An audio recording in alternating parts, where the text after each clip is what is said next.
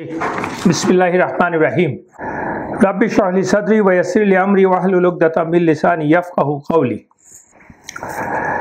तो आपनादेरके आजके आमी आमादेर 43तम दिनेर सीराते आमंत्रण जानाच्छि। I will basically start speaking from where I really left off in the last class. আমরা মূলত এখন যে জায়গাটায় আছি, that is on the topic of excellence and significance of হিজরা। হিজরার মাহাত্ম্য এবং গুরুত্ব নিয়ে আমরা আলোচনা করছিলাম। আলোচনা করতে যে গত ক্লাসে আমরা যেই বিষয়টা আলোচনা করেছিলাম সেটা হচ্ছে মদিনার সামাজিক অবস্থা, মানে the society as a whole at that time when Rasulullah sallallahu alaihi wasallam migrated in Medina. That is, we just divided into two time zones. One is before the time arrival of Prophet Muhammad sallallahu alaihi wasallam, and after the arrival of Prophet Muhammad sallallahu alaihi wasallam and the Muslims, Muhajir. So, and the social fabric of Medina. এবং সেখানটায় আমরা we try to identify the people of the Medina, the groups of the people, those who are living in Medina, like the Aus and Khazraj and the Yahuds. There are three tribes. ওরা কোত্থেকে আসলো, ওদের around ওদের জনসংখ্যা কি ছিল, সব মিলিয়ে মদিনার মুসলমানদের মুহাজিরদের সহ আমরা বলেছিলাম অ্যারাউন্ড 18,000 to 20,000 পিপল ছিল। তার মধ্যে around 6-7,000 was from the Yahud groups, and from Aus and Khazraj was 12 to 13, and Muslims migrated around 300 people. So that was the discussion that we did in our last class. Today we will be elaborating on the social structure and the fabrics after Islam came to Medina. সেটা নিয়ে আমরা আলোচনা করব। গত ক্লাসে তো আমরা কিছুটা শুরু করেছিলাম।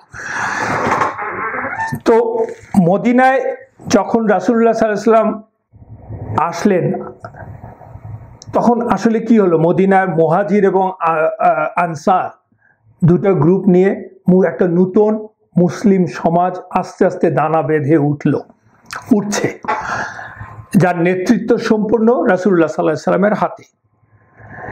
এবং মদিনার যারা মুশরিক ছিল তারাও বেশ দ্রুত গতিতেই কিন্তু ইসলাম গ্রহণ করছিল, except a handful of people.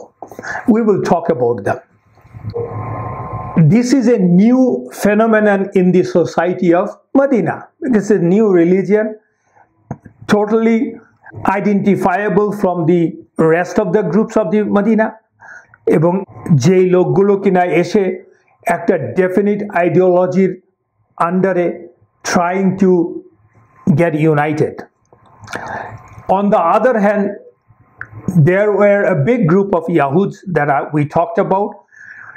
ওরা শুরু থেকেই it has been a struggle between Muslim and the Yahuds, এবং প্রত্যেকটা গ্রুপই চাচ্ছিল যাতে করে মদিনাতে তাদের ফুটহোল্ডটা আরো স্ট্রং হয়। আর ইয়াহুদরা তো জানে যে ওরা 200 বছর ধরে বা আরো বেশি সময় ধরে ওখানটায় আছে, so they had an advantage over rest of the people, and they were well organized, rich people. They had the fortresses, well fortified fortresses, যা কিনা আরবে ছিল না। and মুসলমানদের জন্য, যারা নতুন মুসলমানরা আসলেন এখানটায়, সবার জন্য it was a challenging situation, মুসলমানদের জন্য স্পেশালি। কারণ মুসলমানরা cannot compromise with anybody else when we talk about Quran and Sunnah, La ilaha illallah. I mean, that is in the forefront of Muslim affairs. যেখানে কিনা ইয়াহুদ এবং অন্যান্যরা they have compromised a lot. So there is the conflict. and on top of that constant threat of mighty Quraysh, কারণ তখন পর্যন্ত Quraysh are the mighty force in Arabian Peninsula who are dead against Rasulullah sallallahu alaihi wasallam and Islam. That's the reason they migrated. মুহাজিররা যখন মদিনায় আসলেন, এসে আসলে কি দাঁড়ালো দেখেন, মদিনায় ওনারা এসছেন একেবারে কপরদক শূন্য হিসেবে। They had only their garments in their bag. That's it. ওনারা এসছেন কারণটা কি আসার? So that they can live their life on Tawheed. And Islam is the only religion when Tawheed is concerned, there is no compromise. And that's the reason Allah completed this religion.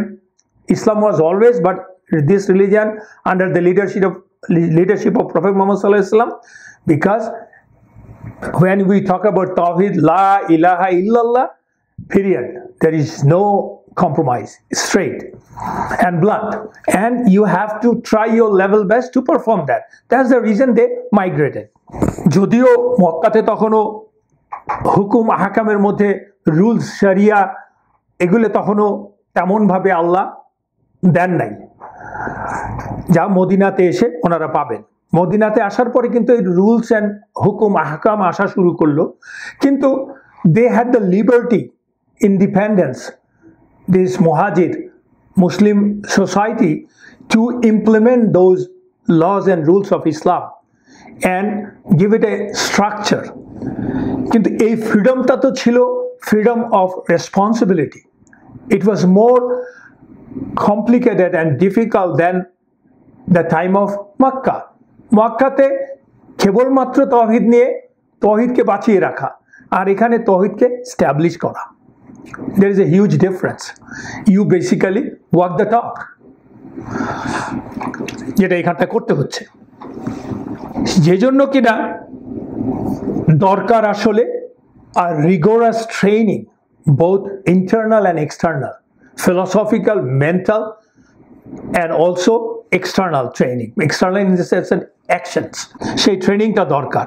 আর যা we can call it training in the spiritual and mental side, and also training on the physical development side.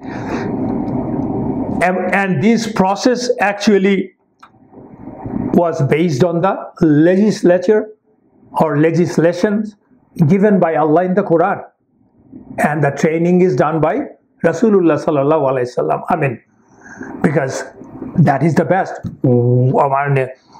Nothing can be better than that, because you don't have to worry about the authenticity of the legislator, because the one who created you and me, he is giving you the legislation.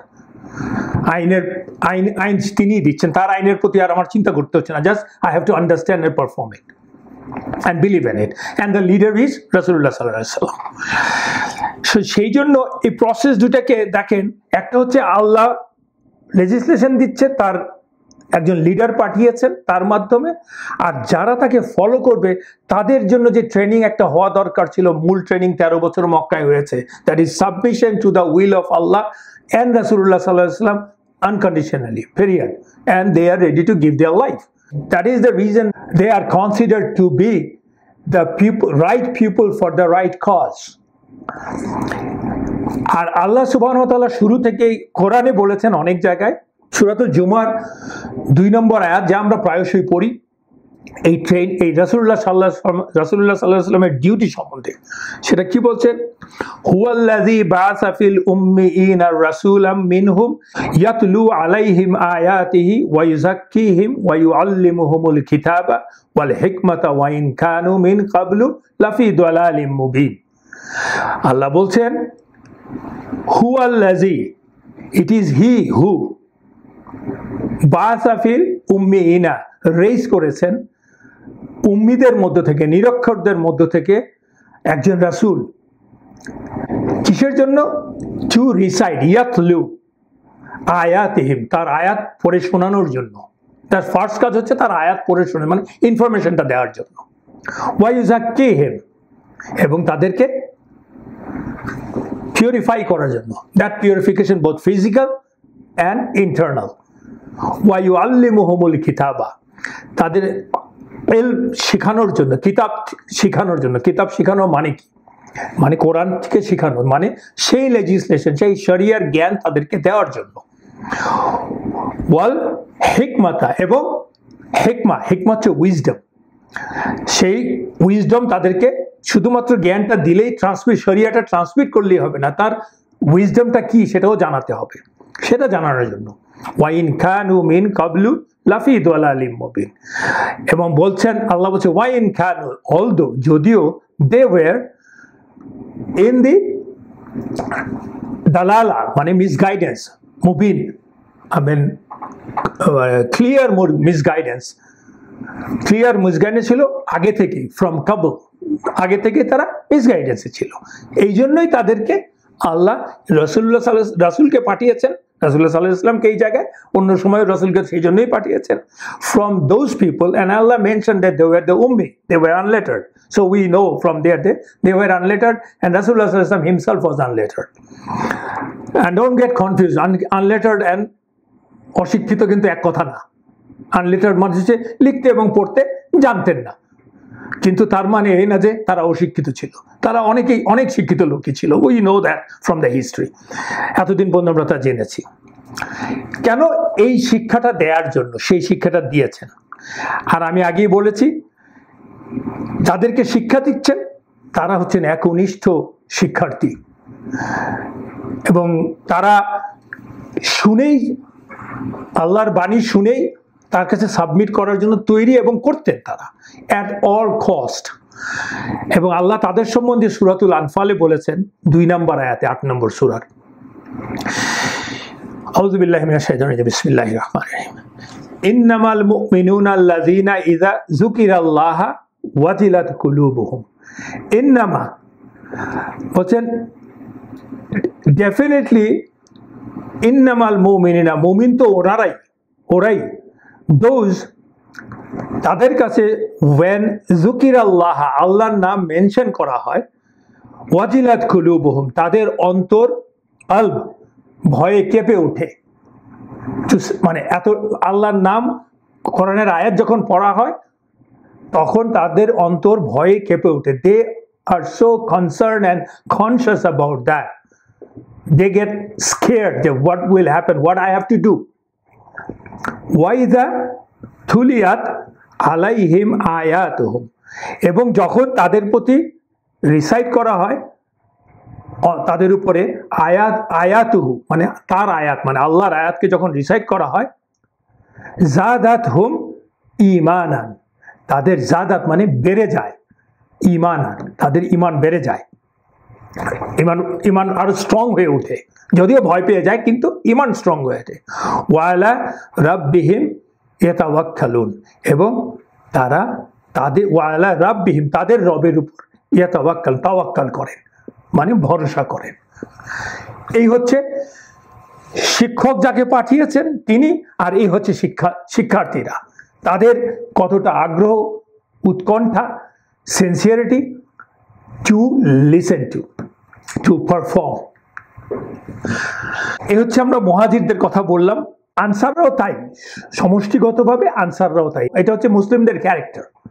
তখন answer এবং মুহাজিরদের কথা আগে আমি বলছি কেন, I am talking about the মুহাজির, এবং আল্লাহ মুহাজিরদেরকে আগে বলেন সবসময়, because they have the priority over anybody else, any Muslim. আর মদিনার আনসাররা ছিলেন, তারা তো তাদের মদিনাতে তাদের নিজেদের ল্যান্ডই আছেন, শত বছর ধরে ওখানটাই আছেন, সেজন্য একটা স্বাচ্ছন্দ্য তাদের ছিল। কিন্তু তারা সবাই খুব বেশি সলভেন্ট ছিলেন না, কিছু ছিলেন।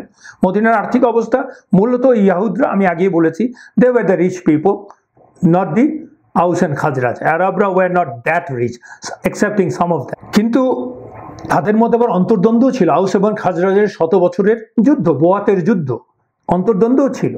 যদিও ইসলাম গ্রহণের পরে অন্তর্দ্বন্দ্ব প্রায় নিমিষেই মুছে গেছে, কিন্তু তারপরেও there are some, it's not a tension, little টানাপোড়েন যাকে আমরা বলতে পারি, থাকে কিছু ক্ষেত্রে। তো সেটা একটা তো ছিলই তাদের মধ্যে কম বেশি। এবং সেদিক দিয়ে আবার এসে হাজির হলেন তাদের মুহাজির ভাই বোনেরা, তাদেরকে তারা গ্রহণ করলেন ভাইয়ের মতো, মানে নিজের ভাইয়ের মতো গ্রহণ করলেন, তাদেরকে ভালোবাসলেন, তাদেরকে তাদের সম্পদ দিয়ে সম্পদ ভাগ করে দিলেন, তাদেরকে মোরাল সাপোর্ট দিলেন, কারণ তারা তো সব নিজের বাড়িঘর আত্মীয়স্বজন ছেড়ে চলে আসছে, শুধু চলে আসে নাই, তারা প্রাণের ভয়ে চলে আসছে। সো তাদেরকে আসলে যেটাকে বলে আগলে রাখার মতো করে মুহাজিররা আগলে রাখলেন, এবং এমনভাবেই আগলে রাখলেন, এমনভাবেই ভালোবাসলেন। এর অনেক উদাহরণ আছে, আমরা দু একটা দিয়েছি, আরো আস্তে আস্তে আসবে, যে at that point in time inheritance মানে যারা হচ্ছে যে মুহাজির যারা ছিলেন, তারা মদিনায় এসে আনসার ভাইদের সাথে রক্তের সম্পর্কের ভাইয়ের মতো হয়ে গেলেন। So they are the legal inheritor of their wealth. কেউ যদি মারা যায় তাদের ইনহেরিটেন্স পেত, সেই রুল হয়েছিল তখন। কিন্তু যদিও সেটা কয়েক বছর পরেই রহিত করা হয়েছে, সেটা আমরা জানবো কখন সেটা রহিত করা হয়েছে, অ্যারাউন্ড দ্য টাইম। কারণ ততদিনে মুহাজিররা they got the ground under their feet, যাকে বলে আর কি। সেই অবস্থায় যারা চলে আসলেন, তখন ওই ইনহেরিটেন্সের ব্যাপারটা চলে গেল। তার মানে বুঝতে পারছেন কতটা ওনারা আনসাররা মুহাজিরদেরকে করে নিলেন, আপন করে নিয়েছিলেন। সবই কিন্তু করেছিলেন ফর লা ইলাহা ইল্লাল্লাহ মুহাম্মাদুর রাসূলুল্লাহ, nothing else. There is no worldly return, only one thing, the return. They thought, they knew, they believed that they will get the return in hereafter. জাগতিক রিটার্নের জন্য ওনারা করেন নাই, কারণ তখন তো জানতেন না ওনারা কি জাগতিক রিটার্ন হবে ওনাদের। Everything uncertain when you talk about the worldly benefit. তাদের জীবন বাঁচানোর বিরাট ব্যাপার ছিল। এখন আরেকটা গ্রুপের কথা বলছি, যেটা আমি বলেছিলাম যে পরে বলবো, সেটা গ্রুপটা হচ্ছে মুনাফেক। মদিনায় আসার পরে, রাসূলুল্লাহ সাল্লাল্লাহু আলাইহি ওয়াসাল্লাম আসার আগে থেকেই, মদিনার যুদ্ধ বিগ্রহের পরের থেকে যে নতুন করে ওদের মধ্যে পোলারাইজেশন হচ্ছে, তখন মদিনার আনসারদের মাঝখানে নিশ্চয়ই কিছু লোক নেতৃত্ব প্রয়াসী ছিল, নেতৃত্ব চাইতো, লিডারশিপ চাইতো। সবাই চায় নিজে, তাই না? পৃথিবীতে নাম করতে চায়, পৃথিবীতে সম্মান চায়, তো লিডারশিপ চাইতো। যারা এই লিডারশিপ চাইতো তারাই ছিল লোক যাদের মধ্যে লিডারশিপ চাওয়ার মধ্যে তো আবার দুইটা গ্রুপ ছিল। একটা ছিল লিডারশিপ চাইতো of course, but they submitted to Allah and his রাসূল সাল্লাল্লাহু আলাইহি ওয়াসাল্লাম, তাদের কথা না। অন্য যারা চাইতো না, তারা কিন্তু দেখলো যে ইসলাম তো এখানে ঘাঁটি গেড়ে বসছে। তারা এক্সটার্নালি বলতো আমরা মুসলমান, কিন্তু ইন্টারনালি তারা ইসলাম গ্রহণ করে নাই। শুধু যে করে নাই তা না, বিরোধিতা, তার জন্য ইসলামের শত্রুদের সাথে হাত মেলানো, যেমন ইহুদিদের সাথে, কুরাইশদের সাথে হাত মিলিয়ে ইসলামকে ধ্বংস করার প্রচেষ্টা, এদেরকে বলা হয় মুনাফিক, হিপোক্রেটস। এবং এদের নেতা ছিল আব্দুল্লাহ ইবেন উবাই ইবেন সালুল। অনেক ঘটনা আছে, আমি আপনাকে বোঝানোর জন্য আমরা বলছি একটা ঘটনার কথা। প্রথম দিকেই, একদম শুরুতেই, রাসূলুল্লাহ সাল্লাল্লাহু আলাইহি ওয়াসাল্লাম one day he rode to a gathering of Muslim mushrik and Jews on his donkey. So when he sallallahu alaihi wasallam arrived at the gathering,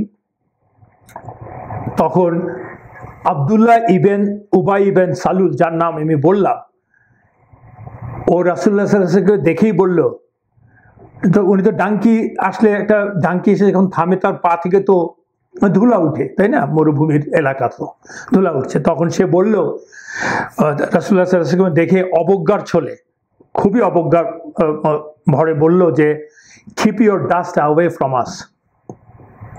Rasulullah sallallahu alaihi wasallam didn't respond to that. This is the quality of Rasulullah sallallahu alaihi wasallam. He doesn't say thing out of just instantaneous action. He thinks before he says thing. কারণ আমরা জানি বলে ফেলা তো খুব সোজা, কিন্তু তার রিপারকাশন, কনসিকুয়েন্সেস আর ডিপ। সো রাসূলুল্লাহ সাল্লাল্লাহু আলাইহি ওয়াসাল্লাম কোনো অ্যান্সার করেননি, কিন্তু তার বদলে উনি রাসূলুল্লাহ সাল্লাল্লাহু আলাইহি ওয়াসাল্লাম স্টার্টেড প্রিচিং, যা বলার জন্য উনি এসেছিলেন, সবাইকে ইসলামের দাওয়াত দেওয়া, বোঝানো। কারণ তখন মাত্র মদিনাতে এসেছেন, কয়েকদিন হলো। When he sallallahu alaihi wasallam finished, Abdullah ibn Ubay আবার বলল, don't come and bother us in our meeting, stay home. Whoever come to you, tell them to your stories. চিন্তা করেন, একজন অলরেডি রাসূলুল্লাহ সাল্লাল্লাহু আলাইহি ওয়াসাল্লাম সম্মানিত ব্যক্তি হিসেবেই মদিনাতে এসেছেন, যা আমরা এর আগে থেকে পড়েছি, তাকে সেই কি অবজ্ঞা এবং অপমান করার জন্য কথা বলছে। এবং ওই সময়ে ওখানে তো মুসলমানরাও ছিলেন, তার মধ্যে ছিলেন আব্দুল্লাহ ইবনে রাওয়াহা রাদিয়াল্লাহু আনহু। উনি বললেন, ওকে বললেন, এই উবাইকে, আব্দুল্লাহ বিন উবাই অথবা সালুলকে বললেন, no, we want him sallallahu alaihi wasallam to come to our meeting and talk to us. এবং একটা a brawl basically broke out. বাকবিতণ্ডা হচ্ছে এবং প্রায় মারামারি হওয়ার জোগাড়। রাসূলুল্লাহ সাল্লাল্লাহু আলাইহি ওয়াসাল্লাম calm them down. That is Rasulullah sallallahu alaihi wasallam. They were trying to harm him, humiliate him, and he is trying to calm them down. And that's the way you win the heart of the people. এই ঘটনার পরপরই ওইখানে সাদ ইবনে উবাদা রাদিয়াল্লাহু আনহু রাসূলুল্লাহ সাল্লাল্লাহু আলাইহি ওয়াসাল্লামকে বলছেন, ইয়া রাসূলুল্লাহ, Abdullah ibn Ubay was a man whom his people were almost gonna appoint king over them. কারণ সেই তখন ছিল মদিনায় ওদের আউস এবং খাজরাজের মধ্যে নেতা, আর সব সিনিয়র নেতারা তো মারা গেছে বুয়াতের যুদ্ধে। তো সেটাই বলছে যে ইয়া রাসূলুল্লাহ, আপনি তার মনে কষ্ট লাগছে রাসূলুল্লাহ সাল্লাল্লাহু আলাইহি ওয়াসাল্লামের সাথে এরকম বিহেভ করছে। তখন সে বলল যে ডোন্ট ওয়ারি, তাকে তো তার লোকেরা রাজা বানানোর জন্য রেডি হয়ে গেছিল, জাস্ট রাজত্ব সিংহাসনে বসাবে মানে ওদের জন্য। But after you have arrived, he realized that you have just stripped him off from his kingdom. So ও যা বিহেভ করা তাই করছে আর কি। অন্যদিকে তখন মদিনার আনসারদেরও কিন্তু মদিনার ইহুদিদের সাথে, আমরা আনসারদের সম্বন্ধে বলছি, ইহুদিদের সাথে একটা আগের থেকে তো অনেক চুক্তি ছিল, তাদের মধ্যে প্যাক্ট ছিল তো অনেক, তো সেগুলি এবং সামাজিক লেনদেন ছিল, বিজনেস ট্রানজাকশন ছিল। সো মানে যেটা কিনা অনেক বছর ধরে চলছে।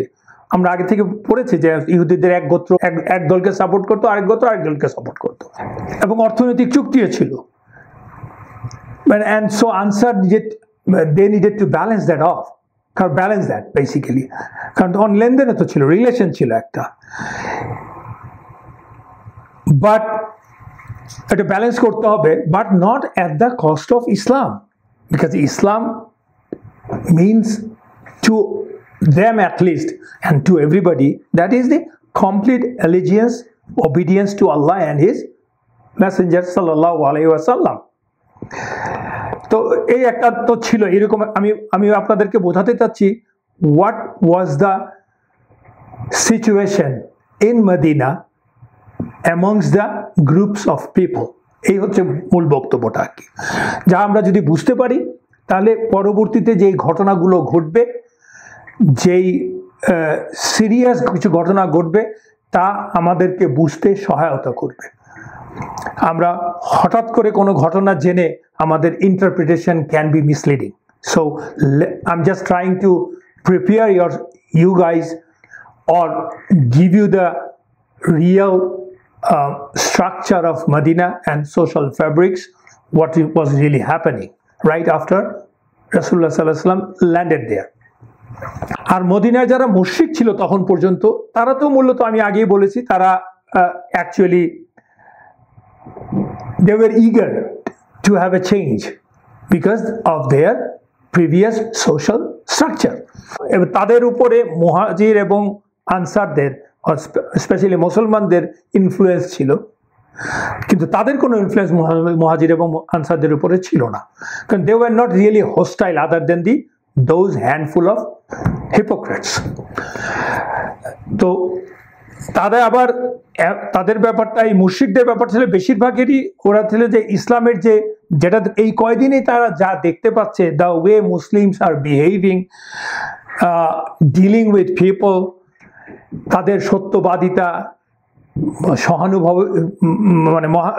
সহানুভূতিপরায়ণ মানুষ, এবং তাদের যে নেতৃত্বের প্রতি, তাদের যে রাসূলুল্লাহ সাল্লাল্লাহু আলাইহি ওয়াসাল্লামের প্রতি তাদের যে আনুগত্য, তারা যে লা ইলাহা ইল্লাল্লাহ শুধু মানছে না, শুধু মনে মনে মানছে না, পারফর্ম করছে, সোসাইটিতে যে ব্যালেন্স তৈরি করছে, এটা দেখে ওরা মুশরিকরা আরো আকর্ষণ বাড়ছিল ওদের, এবং তারা আসলে দ্রুতই ইসলাম গ্রহণ করছিল। তো এখন আমরা দেখার চেষ্টা করি মদিনার ইহুদিদের সাথে ইসলাম এবং রাসূলুল্লাহ সাল্লাল্লাহু আলাইহি ওয়াসাল্লামের কি সম্পর্কটা, তাদের বিদ্বেষটা কতটা ডিপ রুটেড এবং কতটা heinous towards the Islam and রাসূলুল্লাহ সাল্লাল্লাহু আলাইহি ওয়াসাল্লাম। We have to understand that now. আমরা ইয়াহুদদের অরিজিন সম্বন্ধে আমরা গত ক্লাসে আলোচনা করেছি। So we know who they are, why they were in Medina of all the places, and সঙ্গত কারণেই their life was very complicated and it was very difficult to deal with them for many reasons. For example, like I said, they were displaced, uprooted and displaced people এর কিন্তু অনেক ধরনের, তারা অনেক ধরনের ট্রমার মধ্যে দিয়ে যায়, তারা অনেক ধরনের ইভ্যালুয়েশনের মধ্যে দিয়ে যায়। সো এই জন্য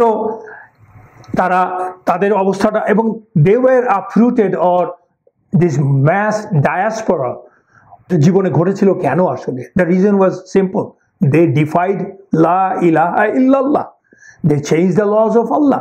They started doing fitna on the face of the earth. That's the reason Allah put even brought some mushrik, Bukhtanasar, and the pagan Romans to teach them a lesson. Those are the people who tried to eradicate them from the face of the earth, but of course they couldn't. They killed Lot, and eventually they were outstated. And they kept on doing these things even in Makkah, in Medina, and Allah said those things. Allah is Suratul Isra second ayate বলেছিলেন যে তাদের উপরে দুটো আযাব মুসিবা আসবে, সেটা হচ্ছে diaspora. আর সূরাতুল বাকারাতে তো if we divide Suratul Baqarah in chapters, তাহলে you can say in the 4th chapter it is all about Bani Israel. After Adam alayhis salamের এবং সৃষ্টি সম্বন্ধে বলার পরে থেকে আল্লাহ বনি ইসরাইলের সম্বন্ধেই বলেছেন। So Allah vividly detailed description দিয়েছেন those who are these people. So এই জন্য one of the reason it was difficult to deal with them. আরেকটা ছিল, ওরা inherently these people were very arrogant. They thought that they were the chosen people, so they are the top of the top, which they were chosen at one point in time, but they couldn't keep up the promise to Allah, and Allah kicked them out. So এবং এই false pride নিয়ে ওরা, এই false religious belief নিয়ে ওরা, যদি আপনি একটা false belief নিয়ে সেই belief মানে বিশ্বাস করছেন আপনি, এবং সেটা যদি arrogant হন, তাহলে you are one of the most tyrant people on the face of the earth, because you have a self-proclaimed righteous character. You just proclaimed yourself to be righteous, self-righteous. Even আপনি দেখবেন আমাদের ধর্মের মুসলমানদের মধ্যে এরকম self-righteous অনেক লোকজন আছে, যাদের সাথে লোকজন কথা বলতে ভয় পায়। I mean, that proves that your Islam, you didn't understand the Islam properly. এরাই কিন্তু এই arrogant self-righteous people, ওরা কিন্তু ওদের ধর্ম প্র্যাকটিস করতেছিল কেবলমাত্র all the evil things. আমরা লাস্ট ক্লাসে আলোচনা করেছি, ম্যাজিক, রিবা, branding others as inferior, যেমন আরবদেরকে ওরা inferior ভাবতো, as human being ওরা inferior ভাবতো। You cannot, I mean, where is your Islam? I mean, Islam মানে ইয়াহুদদের কথা বলছি, লা ইলাহা ইল্লাল্লাহ যদি আপনি প্রপারলি করেন, দ্যাট ইজ অলসো ইসলাম। তোমার ধর্মটা কোথায় থাকলো? তুমি যদি অন্য মানুষকে, তোমার নেইবারকে মনে করো ইনফেরিয়ার, এবং and they believe it and they want to cheat them, cheating করতো তাদেরকে রং ওয়েতে যেত। এই যে এই জিনিসগুলো, these are the reasons for the fall of a nation, but they didn't realize that. So এবং তারা এটাও ভাবতো যে নেক্সট প্রফেট এখানে আসবে, সেটার জন্য কিন্তু ওরা আসছে মদিনাতে। But they were so arrogant, ওদের ধারণা ছিল প্রফেট আসলে আমাদের মধ্যে থেকে আসতে হবে, অন্য থেকে প্রফেট, তাও আবার এই আরব পেগান সোসাইটি থেকে। We don't believe it. আর ওদের ইতিহাস কি, they kill their own prophets, not one, more than one, few. So this is different. আমি এগুলি বলছি কারণ হচ্ছে why they were so tough against Rasulullah sallallahu alaihi wasallam and the Muslim, you couldn't budge them. খুব বেশি লোক কিন্তু ওই মদিনার ইহুদিরা ইসলাম গ্রহণ করে নাই, very limited people, very limited. অথচ they claim to be people of আহলে কিতাব, তারা লা ইলাহা ইল্লাল্লাহ বিশ্বাস করে সেটা ক্লেম করে, এবং এটা জেনেই এইখানটায় এসছে। they were so arrogant, whereas the pagans, they didn't believe in লা ইলাহা ইল্লাল্লাহ, they accepted the Islam. ওরা বাধা দিয়েছে, ফাইট করেছে বছরের পর বছর, কিন্তু আলটিমেটলি দে অ্যাকসেপ্টেড ইসলাম। আবার ওদিক দিয়ে দেখছে ওরা দেখছে যে ইসলাম আসার পরে কিন্তু আরব ইউনিটি তৈরি হচ্ছে, হাউস এবং খাজরাজের মধ্যে ইউনিটি হচ্ছে, মুহাজিররা আসছে মক্কা থেকে, তাদের মধ্যে ইউনিটি হচ্ছে। ওটা ওদেরকে আরো ঈর্ষান্বিত করলো যে ওরা বুঝতে পারছে যে things are going out of their clutches, এবং that is being done under the leadership of prophet Muhammad সাল্লাল্লাহু আলাইহি ওয়াসাল্লাম। Believe it or not, prophet Muhammad সাল্লাল্লাহু আলাইহি ওয়াসাল্লামের লিডারশিপে যে হচ্ছে এটা তো সত্যি কথা। তো এটা আরেকটা জিনিস। সো রাসূলুল্লাহ সাল্লাল্লাহু আলাইহি ওয়াসাল্লাম বিকেম দেয়ার আর্চ এনিমি, এবং সেটাও দেখতে পাচ্ছে যে মদিনার মুসলমানদের কোয়ালিটি অফ লাইফ চেঞ্জ হয়ে যাচ্ছে। This people are obedient to Allah and Rasul and devoutly establishing the religion in their lives. এবং সেটা দেখে ওরা ভাবছে যে আরে লা ইলাহা ইল্লাল্লাহর বিষয়টা, আল্লাহর একত্ববাদের বিষয়টা তো এরাই আমাদের চেয়ে বেশি পারফর্ম করা শুরু করে দিয়েছে, ওরা ছোট হয়ে যাচ্ছে। এখানে আরো অনেক ঘটনা আছে। জেনারেল ইয়াহুদরা, যারা সাধারণ লোকজন, যারা কিনা কিতাব সম্বন্ধে জানে না, তারা কিন্তু they wanted to submit to the call of Islam, but their leaders just stopped them from there, because ultimately তো আপনার গোত্রের লিডারের উপর আপনি বিশ্বাস করবেন। আল্লাহ যে কথা কোরআনে বলছেন, whenever a prophet comes, after the prophet comes, they start denying them, and the mala of the society, mala means those who are people, those who matter, who lead the society, ওরাই ওই বাধাটা দেয় আর কি। এবং আরেকটা জিনিস দেখতে পাচ্ছি, মুসলমানদের মধ্যে সম্পদের সদ্ব্যবহার হচ্ছে। তারা আস্তে আস্তে ইয়াহুদদের কাছ থেকে তাদের হারানো সম্পদ পুনরুদ্ধার করছে। সে সবকিছু, এবং সুদহীন সমাজ ব্যবস্থা হচ্ছে। সবকিছু দেখে তারা these are the reason they went against Islam and Rasulullah sallallahu alaihi wasallam, and on top of that they had a belief that even if a prophet comes, they will come from their progenies or lineage.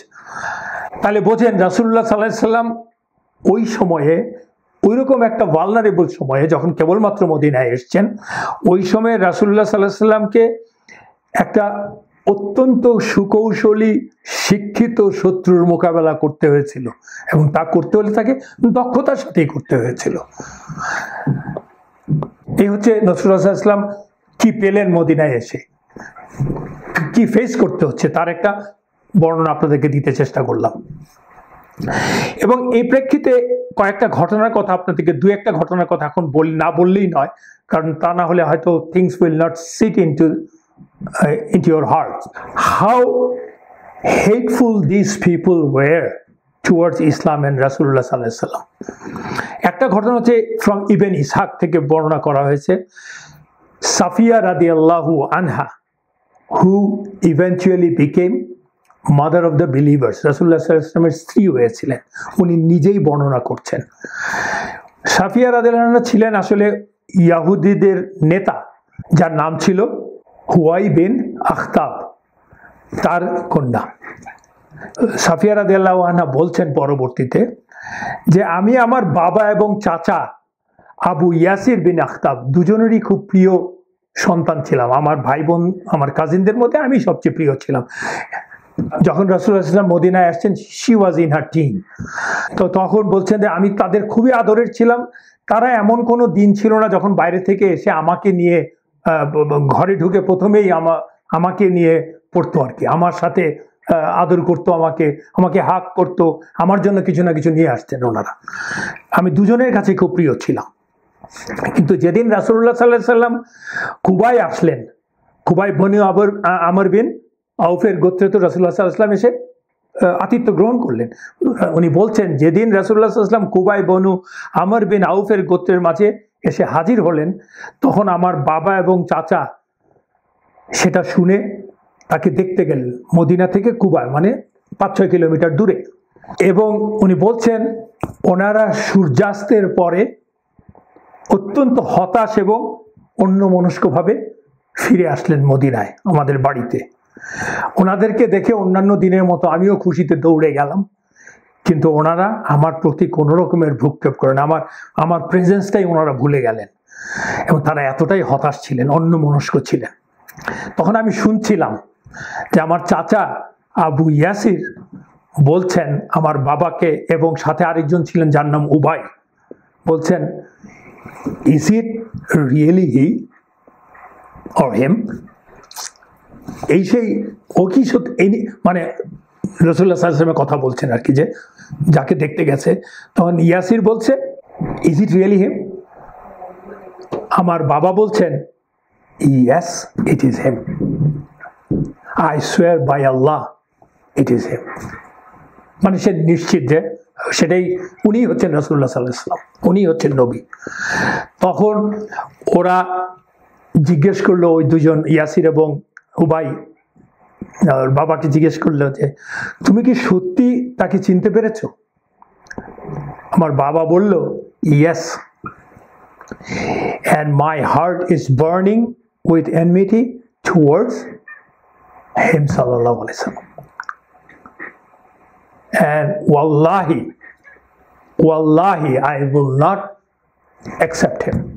দেখেন আল্লাহর নামে শপথ করে একজন নবী নিশ্চিত জেনে সেই নবীকে গ্রহণ করবে না। What can you do with these people? Just you can't do anything. They are beyond help. ইমাম বুখারী in his Sahih বলছেন যে রাসূলুল্লাহ সাল্লাল্লাহু আলাইহি ওয়াসাল্লামের মদিনায় আবির্ভাব ছিল ইহুদিদের জন্য উদ্বেগ এবং উৎকণ্ঠার। And from the very beginning they couldn't accept Rasulullah sallallahu alaihi wasallam and accept the fact that Rasulullah sallallahu alaihi wasallam is here, and they were perturbed, they were very worried. এবং এর প্রতিফলন দেখা যায় তখনকার প্রখ্যাত ওই ইহুদিদের rabbi যার নাম হচ্ছে আব্দুল্লাহ বিন সালামের সাথে ইহুদিদের আচরণের ঘটনা থেকে। তাদের নিজেদের রাবাই আব্দুল্লাহ বিন সালাম, কি ঘটলো সেটা আবার আব্দুল্লাহ বিন সালাম রাদিয়াল্লাহু আনহু কে ছিলেন সে তো রাবাই আমি বললাম, এবং he was known to those ইয়াহুদস in that society for his knowledge, piety, his hikmah, and they honored him so high, and he was a icon almost in the Medinan Yahud society at that point in time. তখন রাসূলুল্লাহ সাল্লাল্লাহু আলাইহি ওয়াসাল্লামের যেদিন আসছেন, যেহেতু সে rabbi, he has more knowledge than anybody else, so সে আসলে যেদিন সেইটা খবর পেয়েই সে রাসূলুল্লাহ সাল্লাল্লাহু আলাইহি ওয়াসাল্লামকে সাথে কথা বলতে গেল, জানতে গেল যে নবুয়তের মানে রাসূলুল্লাহ সাল্লাল্লাহু আলাইহি ওয়াসাল্লামকে সোজা কথা পরখ করে দেখতে গেল whether he is the true prophet or not, যেভাবে যাচাই করতে হবে তার নিজের তাওরাত থেকে, নিজেদের গ্রন্থ থেকে যেই আলামত আছে, যেই ভবিষ্যৎবাণী আছে, সে থেকে প্রশ্ন করে সে জানতে গেল। তো যখন সে গেল রাসূলুল্লাহ সাল্লাল্লাহু আলাইহি ওয়াসাল্লামের কথা বলল, রাসূলুল্লাহ সাল্লাল্লাহু আলাইহি ওয়াসাল্লামের প্রশ্নের উত্তর শুনে সুবহানাল্লাহ, he became Muslim on the spot because his heart was attached to la ilaha illallah. এবং ইসলাম গ্রহণ করার পরে সে রাসূলুল্লাহ সাল্লাল্লাহু আলাইহি ওয়াসাল্লামকে বলল, কেন সে তো জানে তার লোকদের সম্বন্ধে, বলে যে ইয়া রাসূলুল্লাহ, আমার সম্বন্ধে আমারই লোকেরা এসে আপনার কাছে অনেক মিথ্যা কথা বলবে, they will try to do character assassination of mind করবে, সো আমি আপনাকে আগে থেকেই সাবধান করে দিচ্ছি। তো এই কথা শুনে রাসূলুল্লাহ সাল্লাল্লাহু আলাইহি ওয়াসাল্লাম, he is a prophet and he wanted to know the ইয়াহুজ ফার্স্ট হ্যান্ড, তাই না? নিজেদের জানতে চাচ্ছে, প্রতিবেশী হচ্ছে ইয়াহুদরা, তাদের সঙ্গে ডিটেল জানতে হবে, তো বুঝতে হবে তাদেরকে। তাকে নেতৃত্বটা ইটস শুধুমাত্র লিপ সার্ভিস না, leadership. You have to have the হিকমা, প্রজ্ঞা থাকতে হবে যে হাউ টু ডু দ্যাট। উনি কিন্তু ঠিকই কিছু মানে সাহাবাদেরকে পাঠিয়ে কিছু ইহুদিদেরকে ডেকে নিয়ে আসলেন। ডেকে নিয়ে আসার পর জিজ্ঞেস করলেন আব্দুল্লাহ বিন সালাম সম্বন্ধে রাদিয়াল্লাহু আনহু, তার সম্বন্ধে জিজ্ঞেস করলেন যে ও কেমন। ওরা কিন্তু তখনও জানে না যে সে মুসলমান হয়েছে। ওরা বলল সে অত্যন্ত জ্ঞানী, সৎ, ধার্মিক, মহৎ মানুষ, এবং ওনার মতো রাবাই আমাদের এখানে নাই খুব একটা, এরকম যা প্রশংসা করা দরকার। সত্যি সত্যি তাই প্রশংসা করলো। তখন রাসূলুল্লাহ সাল্লাল্লাহু আলাইহি ওয়াসাল্লাম ওদেরকে বললেন যে ও তো ইসলাম গ্রহণ করেছে। কারণ খুব স্বাভাবিকভাবে আপনি যেই নেতাকে এত মানেন, সে যদি একটা জিনিস গ্রহণ করে, একটা ভালো জিনিস, এটা তো টাকা পয়সার কোনো বিনিময় না, তখন তো আপনার ফলোয়াররা সেটাই গ্রহণ করা উচিত। তো রাসূলুল্লাহ সাল্লাল্লাহু আলাইহি ওয়াসাল্লাম সেটা বললেন। বলার সাথে সাথে সেই লোকগুলি on the spot started saying complete opposite thing about Abdullah ibn Salam রাদিয়াল্লাহু আনহু। সে অত্যন্ত অসৎ, অশুভ, বদচরিত্রের মূর্খ লোক। সো বোঝেন হাউ ডিফিকাল্ট দিস পিপল আর।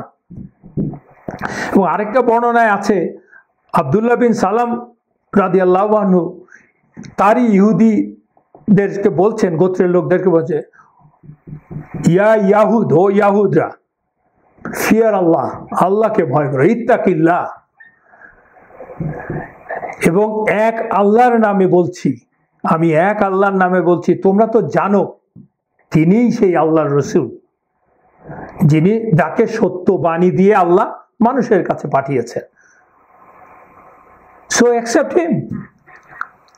ওরা বলল তুমি মিথ্যে বলছো, উই উইল নট।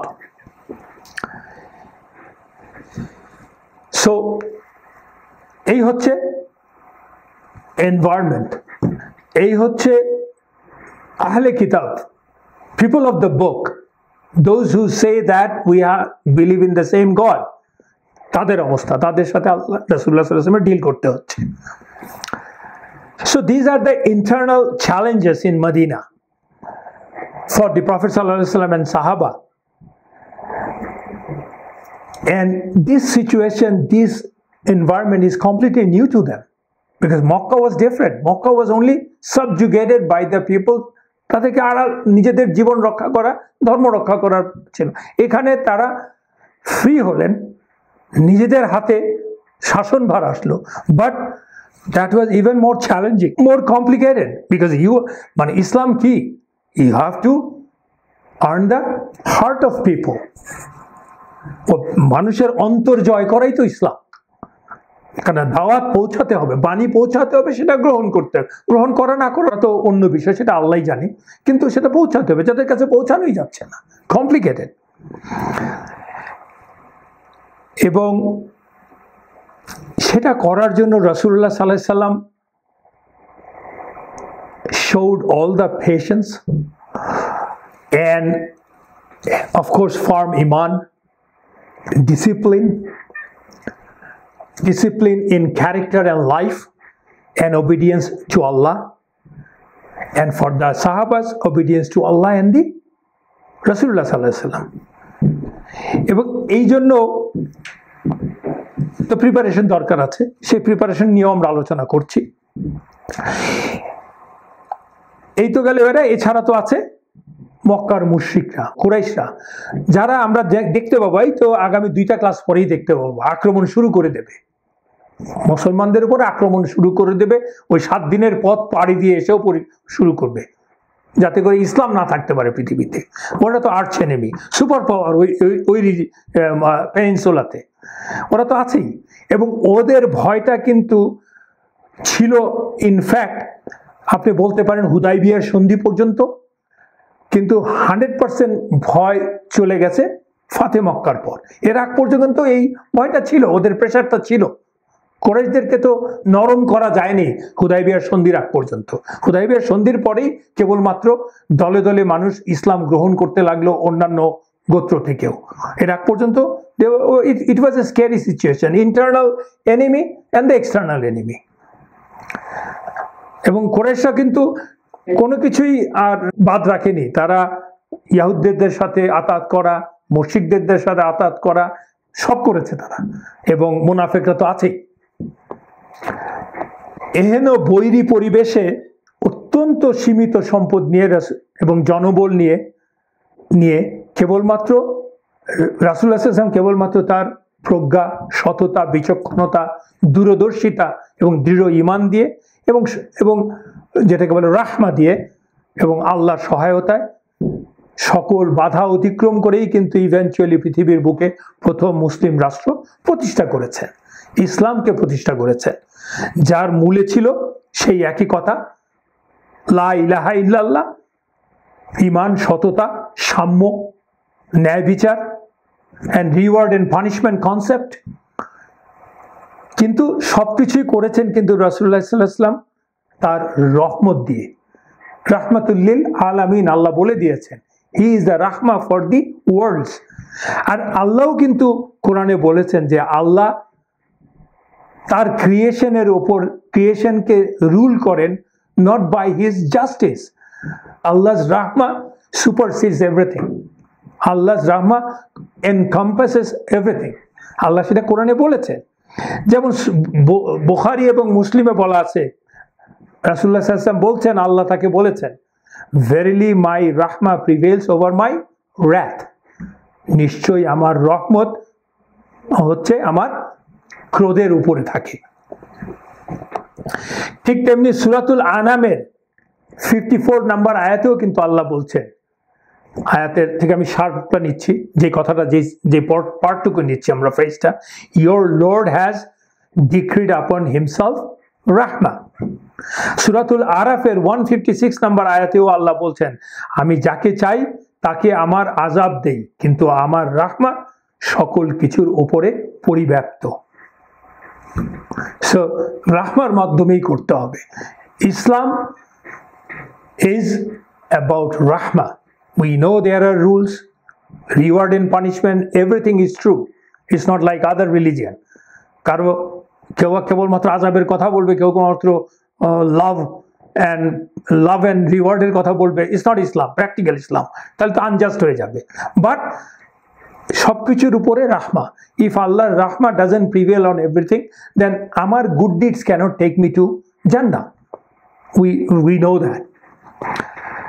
এতক্ষণ তো আমরা জেনে গেলাম যে মদিনায় রাসূলুল্লাহ সাল্লাল্লাহু আলাইহি ওয়াসাল্লাম এবং সাহাবীরা আসার পরে মদিনার অবস্থাটা কি, মানুষের অবস্থাটা কি, আর্থসামাজিক অবস্থাটা কি, সেটা আমরা মোটামুটি একটা ধারণা নিলাম। আমরা পরবর্তীতে আরো ধারণা ঘটনার সাথে সাথে মিলে আসবে আর কি।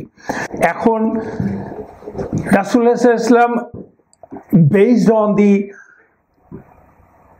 current situation in Medina, what Rasulullah sallallahu alaihi wasallam did, what are the actions Rasulullah sallallahu alaihi wasallam took, এই নিয়ে আমরা আলোচনা করব। সোজা কথায় মানে মুসলিম সমাজ এবং মুসলিম রাষ্ট্রের বুনিয়াদ গঠন করার বিষয়টি আমরা আলোচনা করব এখন, কিভাবে করছেন। সো মাদানী জীবনের শুরু থেকেই অবস্থা বিবেচনা করে, সকল কিছু বিবেচনা করে রাসূলুল্লাহ সাল্লাল্লাহু আলাইহি ওয়াসাল্লাম কয়েকটা বিষয় মানুষদের মাঝে স্পষ্ট করে দিতে লাগলেন, uncompromisingly clear, what you have to do, what you don't have to do, and what are the things you should be prepared for. এই হচ্ছে ব্যাপারটা। এবং সেটা করতে গেলে মদিনার জীবনের, সোজা কথা হচ্ছে মদিনার জীবন ব্যবস্থাটা কেমন হবে, তার ভিত্তিটাই বা কী হবে, কেমন করে ইসলাম প্রতিষ্ঠিত হবে মানুষের জীবনের সর্বস্তরে, সেটা হোক ব্যক্তিগত, পারিবারিক, সামাজিক বা রাষ্ট্রীয় জীবনে, সেটাই উনি নির্ধারণ করে দিয়েছিলেন দ্ব্যর্থহীন ভাষায় তার বক্তব্য এবং কাজে, অ্যাকশনের মাধ্যমে। Islam is not only, like I said, it's not only lip service, your action is Islam. এবং একটা জিনিস উনি ক্লিয়ার করলেন প্রথম থেকেই, সেটা হচ্ছে যে এর ভিত্তি হবে কেবলমাত্র আল্লাহর একত্ব, সার্বভৌমত্বের প্রতি দৃঢ় বিশ্বাস এবং আল্লাহরই নির্ধারিত জীবন ব্যবস্থা, দ্যাট ইজ কোরআন, এবং রাসূলুল্লাহ সাল্লাল্লাহু আলাইহি ওয়াসাল্লাম কি করছেন মানে সুন্নাহ, তার প্রতি পূর্ণ আস্থা, সমর্পণ এবং অ্যাকশন। সেটা ব্যক্তি জীবনে করতে হবে, সমাজে করতে হবে, রাষ্ট্রে করতে হবে। তার জন্য সর্বাত্মক প্রয়াস চালাতে হবে। Can you become 100% perfect? No, you have to try your level best. That is Islam. So এইটা করার জন্য রাসূলুল্লাহ সাল্লাল্লাহু আলাইহি ওয়াসাল্লাম এবং সাহাবারা 100% এফোর্ট দিলেন, কাজে ঝাঁপিয়ে পড়লেন যাকে বলে। এবং আমরা আগেই বলেছি যে এটা হচ্ছে it's a internal, both internal and external struggle, and also physically you have to overcome internal and external hurdles. What are those? One is the people of Medina, that includes Yahud and the Munafiqs, and also the Muslims, because they have to learn in a positive sense. And external are the Quraysh. এই হার্ডলগুলোকে, complex হার্ডলগুলোকে অতিক্রম করতে হবে আর কি। এটার জন্য দুটো বিষয়ে সমানভাবে উনি মন দিলেন এবং সমানভাবে উনি এমফাসাইজ করলেন। একটা হচ্ছে সাহাবাদের জীবনে তাওহীদ এবং ইসলামের মূল্যবোধটা তৈরি করা, হোয়াট আর দ্য ভ্যালুজ, সেটা সেই ব্যাপারে প্রশিক্ষিত করা। কারণ এখন তো আল্লাহ constantly on a regular basis হুকুম অ্যান্ড আহকাম পাঠাচ্ছেন মদিনাতে, তো সেটার জন্য তাদেরকে প্রশিক্ষিত করা। এবং সেটা প্রশিক্ষিত করতে গেলে কি হবে, আপনি তো সেটা যদি প্রশিক্ষিত করতে চান তাহলে কোরআনের ভিত্তিতেই করতে হবে। সেই জন্য আপনার জাতি গঠনের জন্য আত্মিক একটা বুনিয়াদও তৈরি করতে হবে, যেটা বলতে যে জন্য কিনা আপনাকে it's a, you can call it a spiritual foundation তৈরি করা আর কি।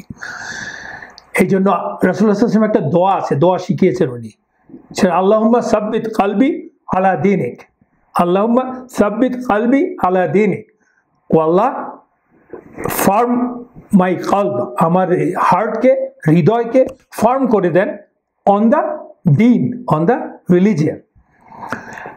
আরেকটা হচ্ছে স্ট্রাকচারাল, এক্সটার্নাল স্ট্রাকচারাল ফর্ম দিতে হবে সোসাইটির, এক্সটার্নাল স্ট্রাকচারাল ফর্ম দিতে হবে সোসাইটির, নাহলে মজবুত সোসাইটি গড়ে উঠবে না, সমাজ গড়ে উঠবে না, রাষ্ট্র গড়ে উঠবে না। মানে কিছু রাষ্ট্রের বুনিয়াদ তৈরি করতে হবে যার উপরে বেস করেই রাষ্ট্র এগিয়ে যাবে, সেটা স্ট্রাকচারাল ফাউন্ডেশন দিতে হবে। সেই জন্যই রাসূলুল্লাহ সাল্লাল্লাহু আলাইহি ওয়াসাল্লাম এই দুইটা বিষয়, একটা হচ্ছে স্পিরিচুয়াল ফাউন্ডেশন তৈরি করা, একটা হচ্ছে স্ট্রাকচারাল ফাউন্ডেশন দেওয়া, এই দুটার উপরে কাজ করা শুরু করলেন রাসূলুল্লাহ সাল্লাল্লাহু আলাইহি ওয়াসাল্লামের নেতৃত্বে সাহাবারা।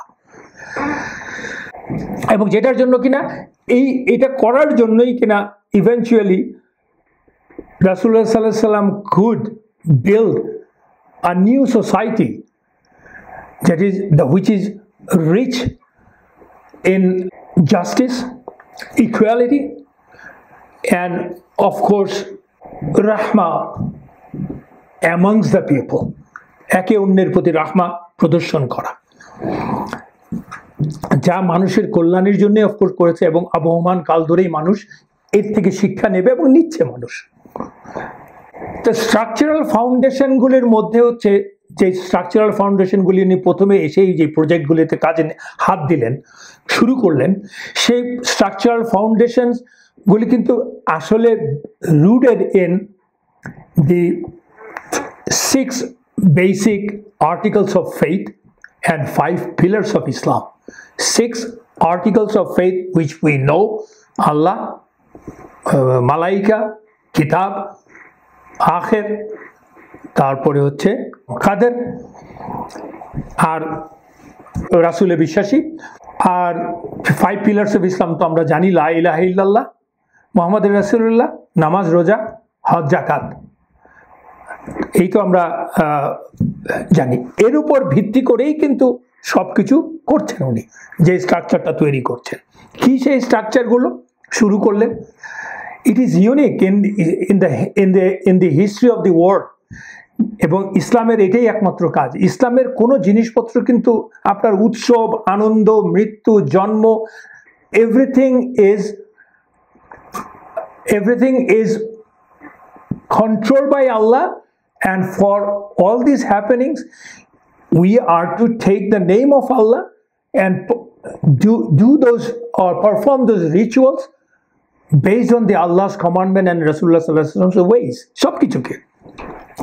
সেজন্য রাসূলুল্লাহ সাল্লাল্লাহু আলাইহি ওয়াসাল্লাম যেই কাজটা প্রথমেই করলেন সে হচ্ছে মসজিদ নির্মাণ করা। উনি শুরুই করলেন, ওনার প্রজেক্টগুলি হচ্ছে, বুনিয়াদগুলি হচ্ছে মসজিদ নির্মাণ করা। এক, মুহাজির এবং আনসারদের মাঝে ব্রাদারহুড তৈরি করা, এবং মদিনায় যারা বসবাস করছিল সকল ধর্ম এবং দলের মানুষগুলো, অন্যরা, তাদের সবার কল্যাণের জন্য একটা, যাকে আমরা বলি মদিনার সনদ বলি, আমরা মদিনার সনদ বলি না, মদিনার বিখ্যাত মদিনার সনদ প্রণয়ন করলেন, যেটাকে বলে for the peaceful coexistence of the different ethnic people, ethnicity, different religious people or different group of religious people একসাথে বসবাস করার জন্য সমাজে যেই সনদটা তৈরি করতে হলো। এবং ওটার স্পেশালি ইহুদদের সাথে যে ঐতিহাসিক একটা চুক্তি হয়েছিল, সেই চুক্তিটাও, সেই সাথে establishing the Muslim army. These are the basic 4 or 5 structures Rasulullah sallallahu alaihi wasallam created and implemented. তো আমরা এতে কি বুঝতে পারছি? যে from the very get go Rasulullah sallallahu alaihi wasallam is thinking, planning, and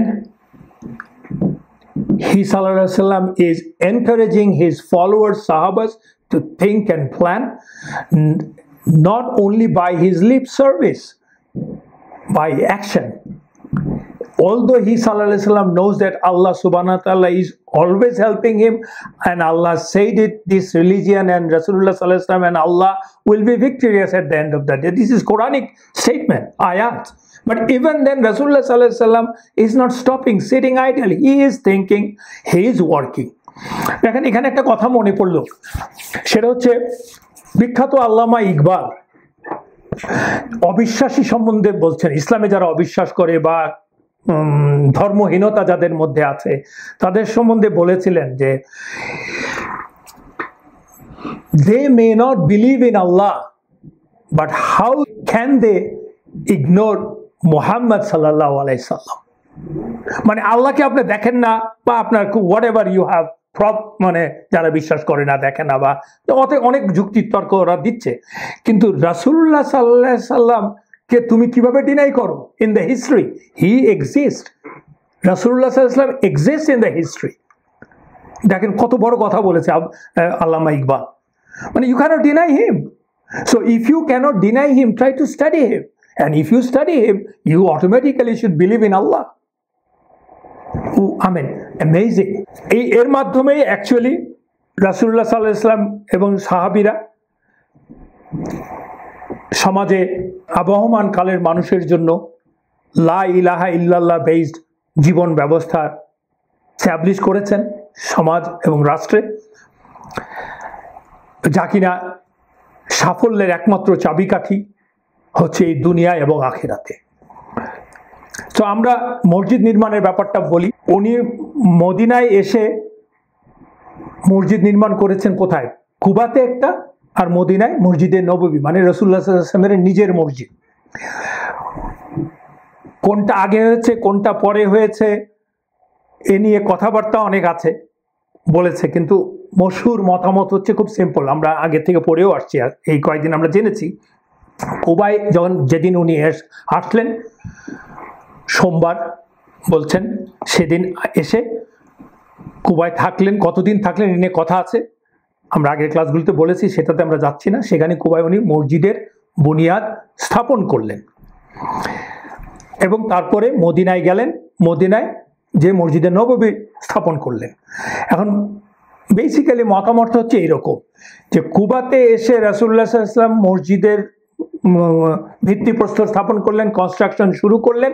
শুরু করার পর থেকে অন এ ফ্রাইডে হি সাল্লাল্লাহু আলাইহি ওয়াসাল্লাম টুক অফ ফ্রম কুবা, আমরা পড়েছি আগে, মদিনার উদ্দেশ্যে কুবা ছেড়ে গেলেন এবং মদিনায় যে উনি ওনার নিজের মসজিদ তৈরি করা শুরু করলেন। সো কুবাতে যে মসজিদটা তৈরি করা শুরু করেছেন রাসূলুল্লাহ সাল্লাল্লাহু আলাইহি ওয়াসাল্লাম নিজ হাতে, তা কমপ্লিট করার আগে উনি মদিনায় গেলেন। মদিনাতে যে তার নিজের মসজিদ তৈরি করলেন, সেখানে দ্যাট ইজ দ্য ফার্স্ট মসজিদ বিল্ড বাই রাসূলুল্লাহ সাল্লাল্লাহু আলাইহি ওয়াসাল্লাম ওয়ের হি প্রেইড সাল্লাল্লাহু আলাইহি ওয়াসাল্লাম। এই হচ্ছে একটা মানে জিস্ট। সো আমরা একটু ডিটেলে যাই। ইবনে ইসহাক এবং ইবনে কাইয়িম থেকে বর্ণনা করা আছে, মূলত ইবনে ইসহাক থেকে ইবনে কাইয়িম গিয়েছে, কারণ ইবনে ইসহাক is far more earlier than ইবনে কাইয়িম, ফিউ সেঞ্চুরিজ। আমরা মানে পুরো জিসটা কি যে রাসূলুল্লাহ কি বলছেন ওরা, রাসূলুল্লাহ সাল্লাল্লাহু আলাইহি ওয়াসাল্লাম কুবায় এসে পৌঁছালেন on a Monday at about noon time when the sun was high, heat was high, এবং মুসলমানরা তো তাকে সবাই সাদরে আমন্ত্রণ আহ্বান জানালেন, আল্লাহু আকবার ধ্বনিতে তাকে এগিয়ে নিয়ে আসলেন। এবং ইভেনচুয়ালি রাসূলুল্লাহ সাল্লাল্লাহু আলাইহি ওয়াসাল্লাম stopped, asked about his relatives and stopped in Banu Amir ibn Auf এর আনসার গোত্রের ওখানে, যেখানে কিনা উনি আতিথ্য গ্রহণ করলেন কুলসুম ইবেন হিদিম রাদিয়াল্লাহু আনহুর ঘরে। হি ওয়াজ এ ভেরি ওল্ড ম্যান। তার ঘরে আশ্রয় গ্রহণ করলেন এবং সেখানে উনি থাকলেন। এবং প্রফেট সাল্লাল্লাহু আলাইহি ওয়াসাল্লাম ওখানে বলা হচ্ছে যে ওখানে যখন উনি থাকতেন, কুবাতে যে কদিন ছিলেন, সে কদিন দিনের বেলা থাকতেন সাদ ইবেন খাইসামা রাদিয়াল্লাহু আনহুর ঘরে, আর রাতের বেলা থাকতেন কুলসুম রাদিয়াল্লাহু আনহুর ঘরে। বিকজ সাদ ইবেন খাইসাম রাদিয়াল্লাহু আনহু ছিলেন ব্যাচেলর, দিনের বেলায় তার কাছে লোকজন আসতো রাসূলুল্লাহ সাল্লাল্লাহু আলাইহি ওয়াসাল্লামের কাছে। That was easier for him to সাল্লাল্লাহু আলাইহি ওয়াসাল্লাম to basically talk to them, and ওই জন্য রাতের বেলা থাকতেন কুলসুম ইবেন হিদিম রাদিয়াল্লাহু আনহুর ঘরে। কুলসুম ইবেন হিদিম রাদিয়াল্লাহু আনহু, he died within a very short time, very short time. কেউ বলে এক সপ্তাহের মধ্যে, কেউ বলে মানে ইটস ভেরি শর্ট টাইম মারা গিয়েছেন। এবং চিন্তা করে দেখেন, মানে ইটস এ কুদরা অফ আল্লাহ। এই কুলসুম ইবেন হিদিম রাদিয়াল্লাহু আনহু সম্বন্ধে আমরা আর কিছুই জানি না, আসলে কিছুই জানি না। শুধু এইটুকুই জানি যে ওনার ঘরে রাসূলুল্লাহ সাল্লাল্লাহু আলাইহি ওয়াসাল্লাম আতিথ্য গ্রহণ করেছিলেন, মানে ওনার মর্যাদাটা কত উপরের। এবং আল্লাহ kept him alive to become a Sahaba, and he died. Subhanallah, that's great. এবং আমরা ওই বর্ণনা থেকে জানি যে সেখানে পরের দিন মসজিদ নির্মাণ করা শুরু করলেন রাসূলুল্লাহ সাল্লাল্লাহু আলাইহি ওয়াসাল্লাম, এবং যেটার নাম আমরা জানি মসজিদুল কুবা। এবং ফার্স্ট স্টোন অফ দি মসজিদুল কুবা was laid by রাসূলুল্লাহ সাল্লাল্লাহু আলাইহি ওয়াসাল্লাম by his own blessed hands. এবং he had to leave, like I said, he left, actually not had to, he left Kuba for Medina on a Friday. মদিনায় উনি পৌঁছেছেন, কিন্তু মদিনার সম্বন্ধে তো আমরা জানি ওখানে কিন্তু অস্থায়ী মসজিদ অলরেডি ছিল। আমার মনে আছে আপনাদের 7-8টা ক্লাস আগে, আমরা আরও বেশি, 8-9টা ক্লাস আগে বা 7-8টা ক্লাস, আমরা মুসাব ইবেন উমাইর রাদিয়াল্লাহু আনহুর কথা বলেছি, যাকে রাসূলুল্লাহ সাল্লাল্লাহু আলাইহি ওয়াসাল্লাম দাওয়াতের জন্য মদিনায় পাঠিয়েছিলেন। So even before the first বায়াতুল আকাবা, তো উনি কি করেছিলেন, ওখানটায় উনি নামাজ পড়িয়েছিলেন, সবাইকে সালাতে নেতৃত্ব দিয়েছিলেন। এবং উনি ওনার নেতৃত্বে, ওনার ইমামতিতে ফার্স্ট জুমুয়া হয়েছিল মদিনাতে।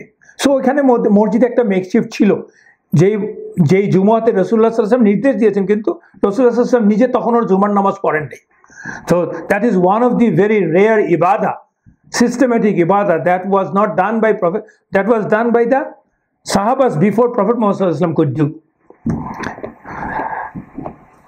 তো মসজিদের কুবায় যে সালাত আদায়ের পুণ্য আর কি, যেটাকে বলি আমরা রিওয়ার্ডস, সম্বন্ধে কিছু হাদিস আছে, আমরা দুটো তিনটা হাদিস বলি। সেটা হচ্ছে ইমাম বুখারী এবং মুসলিমে এই একই বর্ণনা আছে, সেটা আব্দুল্লাহ ইবনে ওমর রাদিয়াল্লাহু আনহু থেকে বর্ণনা করা আছে। উনি বলছেন যে রাসূলুল্লাহ সাল্লাল্লাহু আলাইহি ওয়াসাল্লাম used to go to Quba Masjid every Saturday from Medina, walking or riding, and pray 2 rakah there. ইমাম তিরমিজির বর্ণনায় আছে, যেখানে উসাইদ ইবনে জুবাইর রাদিয়াল্লাহু আনহু থেকে বর্ণনাটা এসেছে। সেটা হচ্ছে উনি বলছেন যে রাসূলুল্লাহ সাল্লাল্লাহু আলাইহি ওয়াসাল্লাম said সালাত ইন কুবা মসজিদ ইজ লাইক উমরা। এবং আরেকটা বর্ণনা আছে, রাসূলুল্লাহ সাল্লাল্লাহু আলাইহি ওয়াসাল্লাম বলছেন whoever does his wudu, performs his wudu at home and prays 2 rakah in Masjid al-Quba will get a reward of full umrah. ঘরে উজু করে যদি কুবায় যে নামাজ পড়ে মসজিদে 2 রাকাত সুন্নাহ নফিল, তাহলে সে একটা ফুল উমরার সওয়াব পাবে। এই হচ্ছে মোটামুটি কুবার মসজিদ সম্বন্ধে তার ব্লেসিং সম্বন্ধে আমরা জানলাম।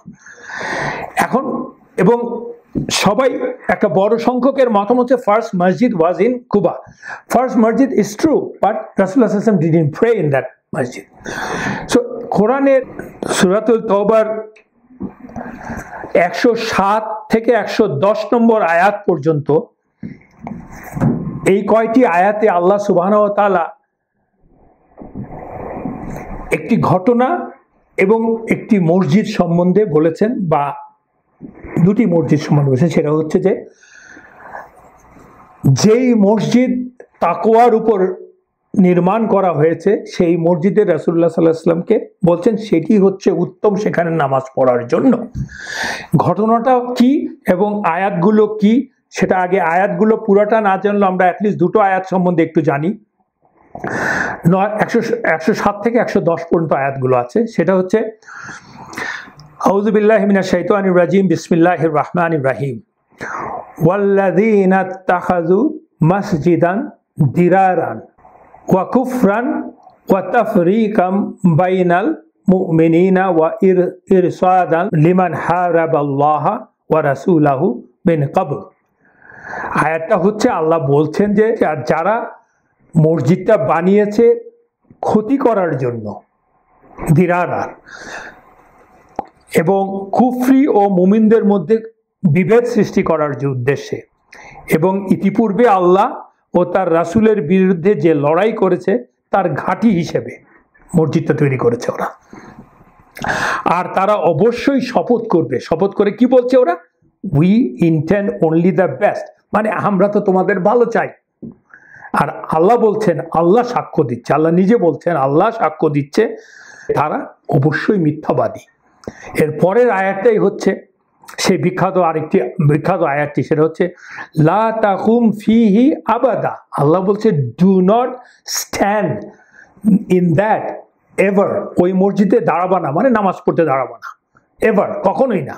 প্রথমে আল্লাহ বলে দিয়েছেন ওই মসজিদটা, আগের আয়াতটার কন্টিনিউশন ধরে বলছেন লা তাকুমু ফি আবাদান, ওই মসজিদটা যেটা নাকি বিভেদের জন্য তৈরি করছে ওটার মধ্যে তুমি দাঁড়াবা না, বাট দাঁড়াবা যেটা প্রথম থেকে তাকওয়ার উপরে তৈরি করা হয়েছে, সেখানে তুমি দাঁড়িয়ে নতুনটার উপরে যেটা মানে তাকওয়ার উপরে সেটাতে দাঁড়িয়ে তুমি সালাত আদায় করবে। এবং এই মসজিদের কথা বলছেন যেখানে এমন লোক আছে যারা উত্তমভাবে ভালোভাবে পবিত্রতা অর্জন করতে ভালোবাসে। এটার পিছনে কাহিনী আছে, কারণ তখন মদিনার অন্যান্য লোকেরা পবিত্রতা অর্জন করার বলতে আমরা যে পানি ইউজ করি সেটা ওরা করতো না, তারা ইউজ করতো মাটি এবং অন্যান্য জিনিস, বিকজ পানি পাওয়াটাও তখন ওয়াজ নট ভেরি ইজি। আল্লাহ পবিত্রতা অর্জনকারীদের ভালোবাসেন। মসজিদের তাকওয়া এবং মসজিদের দিরার মানে হচ্ছে হার্ম করার জন্য। এই দুইটা মসজিদের উপর যে আয়াতটা হচ্ছে, কেন আমরা আয়াতটা পড়ছি আসলে কারণ আছে। পিপল আর ডিবেটিং আল্লাহ এই মসজিদটা বলতে গিয়ে কুবা বোঝাচ্ছে নাকি মদিনার মসজিদ বোঝাচ্ছে। দুই গ্রুপই কিন্তু যাদের যথেষ্ট প্রমাণ আছে এবং সততা আছে, মানে সত্যতা আছে, যেজন্য আমরা এই আয়াতটা আগে পড়ে রাখলাম। পড়ে এখন আমরা এই আয়াতগুলো যে ঘটনার প্রেক্ষিতে হয়েছিল ওটার সম্বন্ধে একটু ভালো করে জানি, মানে ভালো করে মানে ইনেন একটা জিস্টের চেয়ে একটু লিটল বিট এলাবোরেট জানি ইবেন কাথির রাহিমাউল্লাহর তাফসির থেকে। এই আয়াতের যে তাফসির করেছেন ইবেন কাথির রাহিমাউল্লাহ, সেটা যদি আপনারা ডিটেল পড়েন আরো ভালো করে জানতে পারবেন। তো আমি আপনাদের জন্য একটু সারসংক্ষেপ নিয়ে এসেছি। সেটা হচ্ছে রাসূলুল্লাহ সাল্লাল্লাহু আলাইহি ওয়াসাল্লাম মদিনায় যখন হিজরত করেছেন তার আগেই কিন্তু মদিনাতে একজন আহলে কিতাব খ্রিস্টান ছিল, তার নাম হচ্ছে আবু আমির আর রাহিব। আবু আমির আর রাহিব, সে খাজরাজ গোত্রের, এবং যেটা কিনা ওই পেগান সমাজে বিরল ছিল। ওখানে কেউ তো আর একই সোসাইটিতে ভেরি রেয়ার, মক্কাতে এরকম ছিল আহলে কিতাবে বিশ্বাস করতো আর কি। সে হচ্ছে একজন আবু আমির আর রাহিব। সে শুরু থেকেই রাসূলুল্লাহ সাল্লাল্লাহু আলাইহি ওয়াসাল্লাম এবং ইসলামের প্রতি খুব বিদ্বেষী ছিল। He didn't accept it. এবং সে কিন্তু আসলে একজন সম্ভ্রান্ত এবং খুব ধার্মিক লোক হিসেবে পরিচিত ছিল। He was very serious what he believed in his Christianity, but তার প্রবলেমটা হয়ে গেছিল it is Christianity versus Islam according to him. এমনই বিরোধিতা করেছিল যে সে আসলে যখন বদরের যুদ্ধে মুসলমানদের বিজয় দেখার পর সে তার ঈর্ষা আরো বেড়ে যাওয়ার পরে এমনই চরমে উঠল যে সে কিন্তু মক্কায় গেল কুরাইশদের কাছে দলে ভিড়ে যাওয়ার জন্য। চিন্তা করে দেখেন, হি claims himself to B A আহলে কিতাব believing in one god, and he went to the mushrik, those who believe in multi-god, to fight against people of one god, that is Islam. মানে মানুষ ব্লাইন্ডফোল্ডেড হলে যা হয় আর কি। সে গেল এবং উহুদের যুদ্ধে সে কুরাইশদের হয়ে কিন্তু মুসলমানদের বিরুদ্ধে যুদ্ধ করলো। ওই যুদ্ধে সে তখন তো যুদ্ধ হতো মুখোমুখি, তাই না, তলোয়ার, স্পিয়ার্স অ্যান্ড এসব দিয়ে। দুই দলের এলাকার মধ্যে সে গর্ত কাটলো, নিজের হাতে গর্ত কাটলো কতগুলো, যাতে করে ওই গর্তের মধ্যে পড়লে, this are the tactics of the warfare তখনের। এবং ওরই একটা গর্তের মধ্যে রাসূলুল্লাহ সাল্লাল্লাহু আলাইহি ওয়াসাল্লাম নিজে পড়ে গেলেন। পড়ে যাওয়ার পর ওনার মুখে আঘাত পেয়েছিলেন এবং ওনার নিচের পাটির দাঁতের ডান দিকের একটি দাঁত ভেঙে যায়। সে এতটাই হস্টাইল ছিল এগেনস্ট রাসূলুল্লাহ সাল্লাল্লাহু আলাইহি ওয়াসাল্লাম অ্যান্ড দি ইসলাম।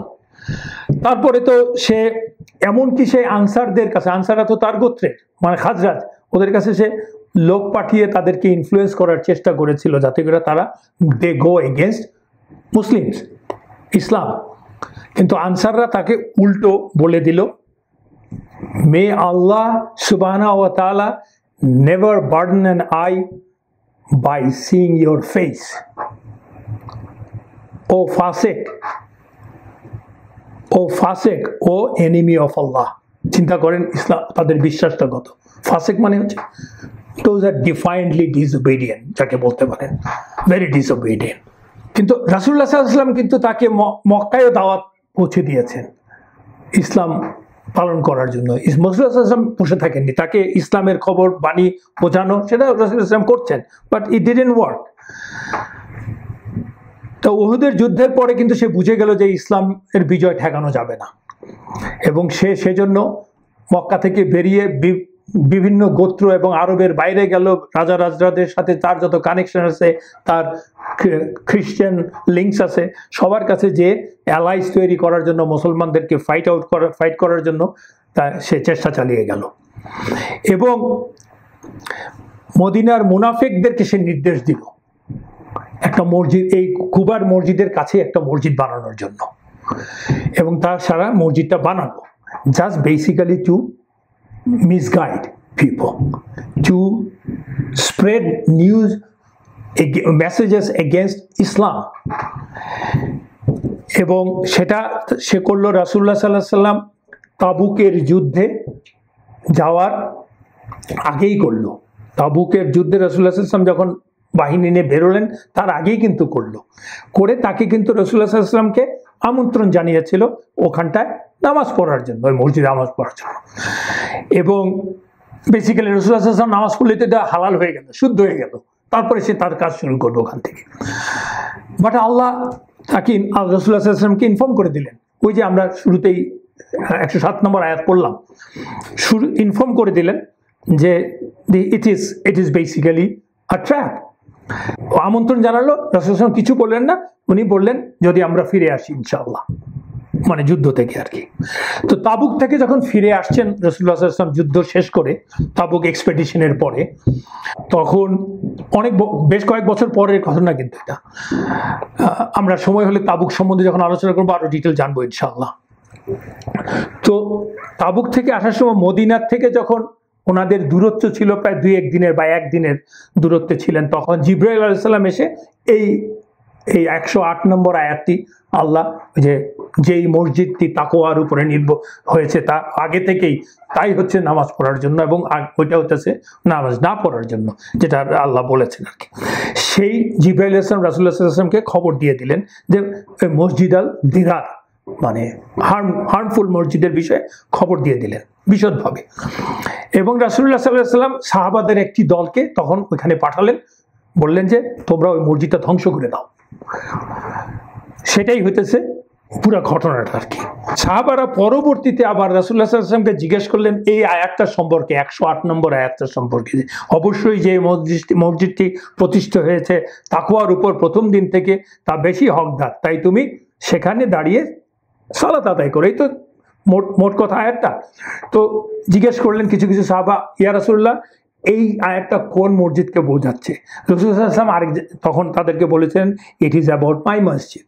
এটা হচ্ছে একটা বৃহত্তর সাইড, যে এইটা রাসূলুল্লাহ সাল্লাল্লাহু আলাইহি ওয়াসাল্লামের মসজিদ সম্বন্ধে বলা হয়েছে, মানে অফকোর্স রাসূলুল্লাহ সাল্লাল্লাহু আলাইহি ওয়াসাল্লামের মসজিদ ইজ ফাউন্ডেড অন তাকওয়া অ্যান্ড অলসো কুবা ইজ ফাউন্ডেড অন তাকওয়া, so it can apply, or this আয়াত ইজ অ্যাপ্লাইড অন বোথ মসজিদ। এটা আপনাদেরকে বলার জন্য এই আয়াতগুলির অবতারণা। রাসূলুল্লাহ সাল্লাল্লাহু আলাইহি ওয়াসাল্লাম প্রথম খুতবা, রাসূলুল্লাহ সাল্লাল্লাহু আমরা বলেছি যে ফ্রাইডেতে কুবা থেকে মদিনার উদ্দেশ্যে রওনা দিলেন। প্রতিমধ্যে জুমার নামাজের সময় হয়েছে বনু সালিম ইবন আউফের ট্রাইব এলাকায়, এবং সেখানে রাসূলুল্লাহ সাল্লাল্লাহু আলাইহি ওয়াসাল্লাম প্রথম খুতবা পড়লেন, জুমা পড়লেন। সেখানে যে খুতবা দিয়েছেন সেই খুতবাটা হচ্ছে বর্ণনা করা আছে ইসহাক এবং বাইহাক্কিতে আছে, তার চেইনটা অতটা স্ট্রং না, বাট ইটস ওকে, এবং সেটা বর্ণনা করা আছে ইন দ্য অথরিটি অফ আবু সালামা ইবন আব্দুর রহমানের রাদিয়াল্লাহু আনহুর অথরিটিতে।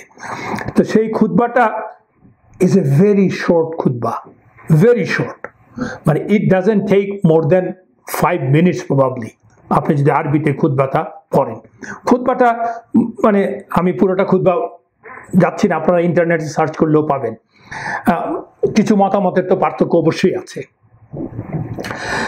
খুতবাটা হচ্ছে রাসূলুল্লাহ সাল্লাল্লাহু আলাইহি ওয়াসাল্লাম, আমরা পড়ি না যে ইন্নাল হামদুলিল্লাহ নাহমাদুহু ওয়া নাস্তাইনু, যে খুতবাতুল হাজা আমরা শুরুতে পড়ি, কিন্তু রাসূলুল্লাহ সাল্লাল্লাহু আলাইহি ওয়াসাল্লাম সেটা পড়েছেন সেকেন্ড খুতবা। খুতবার তো জুমার খুতবা তো দুইটা অংশ, ফার্স্ট এন্ড দ্য সেকেন্ড।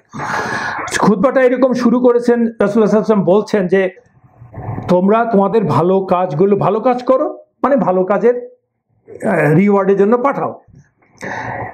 ওই সময়ে এমন একটা সময় আসবে যখন কিনা a person will be struck down unconscious, অজ্ঞান হয়ে যাবে, এবং সে তার রাখাল বালক আর কি, সে তার শিপসকে ছেড়ে চলে যাবে উইদাউট শেপার্ড, মানে এতটাই আনকনশিয়াস হয়ে যাবে। এবং তার রব মানে আল্লাহ তাকে নিশ্চয়ই জিজ্ঞেস করবে, তাকে বলবে, তখন বলার সময় তার আল্লাহর এবং তার মাঝে কোনো ইন্টারমিডিয়েট থাকবে না, মানে হাসরের দিনের কথা বলছে বা ওই সময়ের কথা বলছে। কি বলবে? আল্লাহ বলবে তোমাদের কাছে কি কোনো রাসূল আসেনি, আমার রাসূল আসেনি, এবং আমার মেসেজ তোমাদেরকে পৌঁছে দেয়নি? আরো বলবেন আল্লাহ, and did I not give you wealth and favor, আমি কি তোমাদেরকে সম্পদ এবং অনুগ্রহ দেইনি?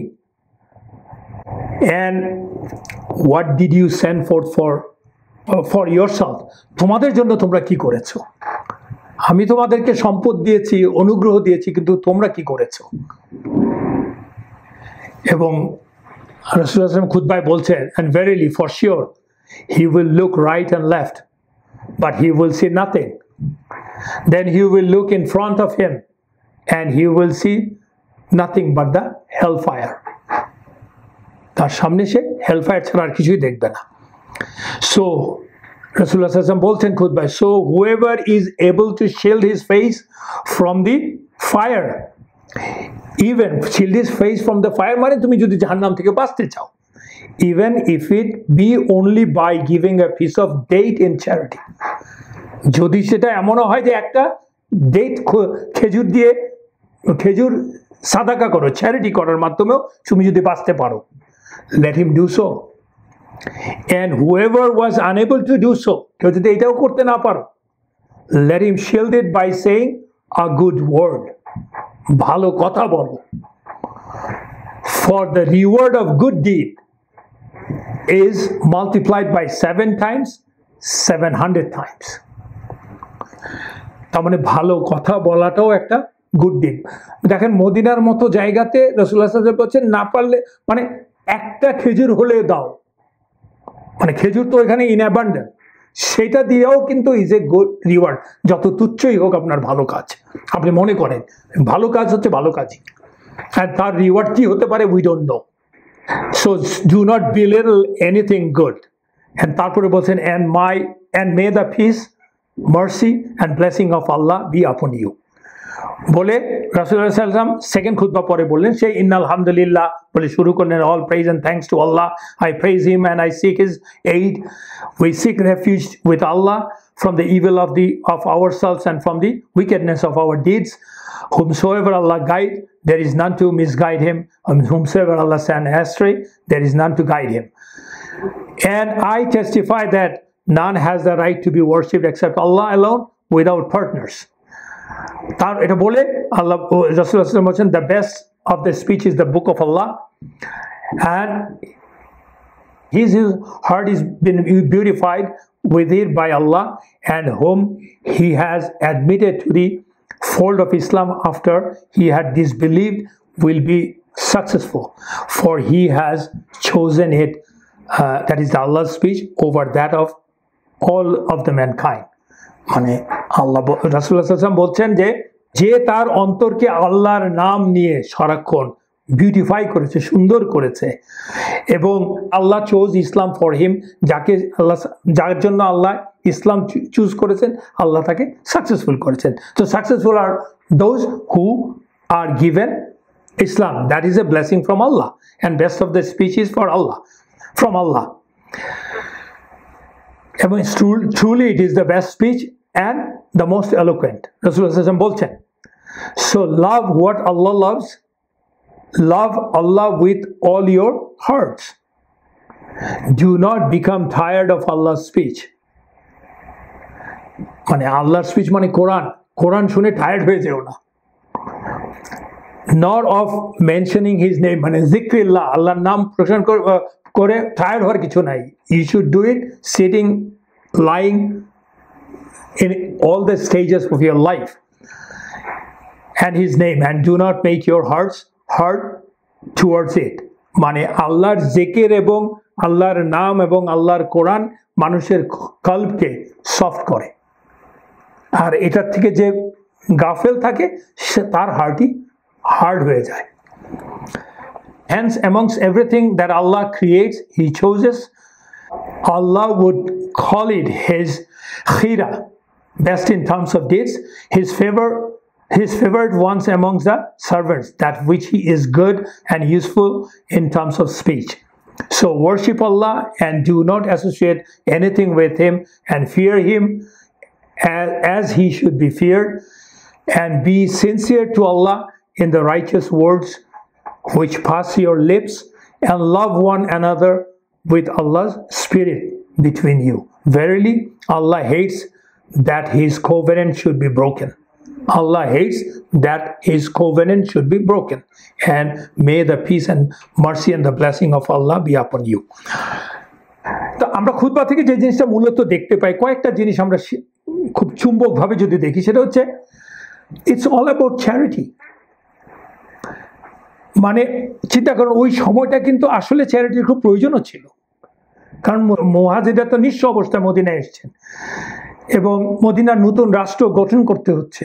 You need fun, wealth. You have to face the enemies.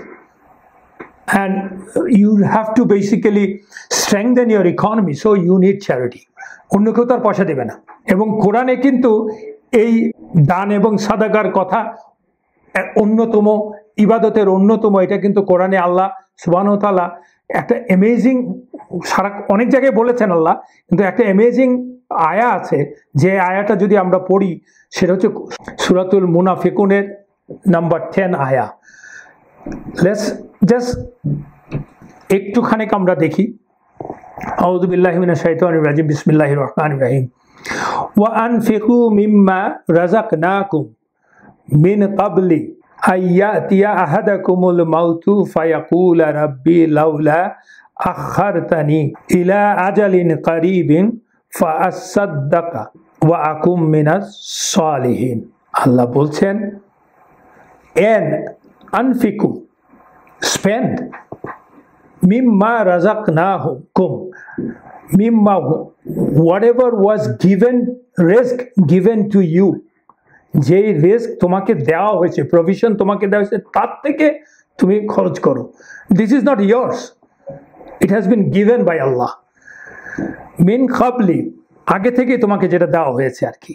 তোমাদের কারো কাছে যখন মৃত্যু আসবে তখন সে বলবে আল্লাহকে, কি বলবে? ফায়াকুলু রাব্বি লাউলা আখারতানি ইলা আজালিন কারিব ফাসাদ্দাকা ওয়া আকুন মিনাস সাদিকিন।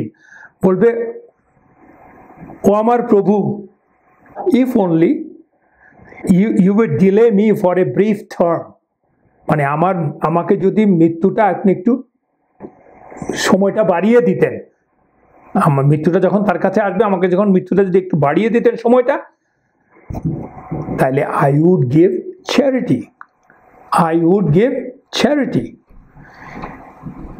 and be among the righteous.